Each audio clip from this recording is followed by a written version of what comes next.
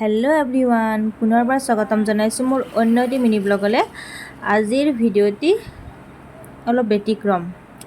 মানে আজি পাচলি বজাৰত গৈছোঁ আমি দুজনে, আৰু মুম্বাইৰ পাচলি বজাৰত পাচলিবিলাকৰ দামবিলাক আপোনালোকক দেখুৱাম কেনেকুৱা। আলু 40 টকা কিলো, তাৰপিছত পিঁয়াজ 40 টকা, আৰু আমুল ল'লোঁ বাৰু পাচলিৰ লগতে। আমুল কিলো 100 টকা, আৰু লেচেৰা 80 টকা কিলো, ভেন্দি 60 টকা। আৰু এইবিধ পাচলি কি মই নাজানো দেই, আপোনালোকে জানেনে কমেণ্ট কৰিবচোন।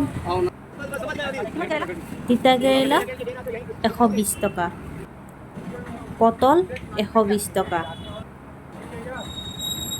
তিয়হ 60 টকা, আদা 300 টকা, মাই গড, নহৰু 180 টকা, পানীলাও এটাত 20 টকা,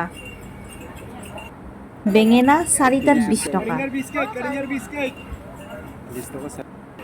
বিলাহী ল'ব ইচ্ছা নাছিলে তথাপিও দুটামান লৈছোঁ বাৰু, 80 টকা কিলো।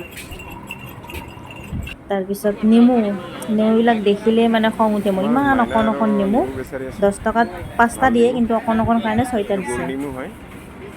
আৰু আমাৰ তাত যিবিলাক নেমু ডাঙৰ দামেই দিব নোখোজে, ইয়াতে মানে নিনিলে নাই আৰু এনেকুৱা। জিকা 80 টকা কিলো, ভোল 60 টকা, ফুলকবি 60 টকা,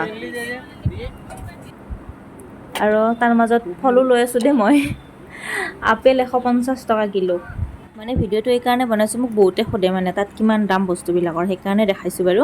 আৰু আমি এনেকৈ অ'টোত ওলালোঁ, বহুত ভাৰী হৈছে যে। আৰু অ'টোত আহোঁতে ড্ৰাইভাৰজনে মোক বেয়াকৈ ঠগিলে, এই ফাটা নটখন দিলে, বেয়া খং উঠিছে মোৰ মানে, পিছতে দেখা পালোঁ।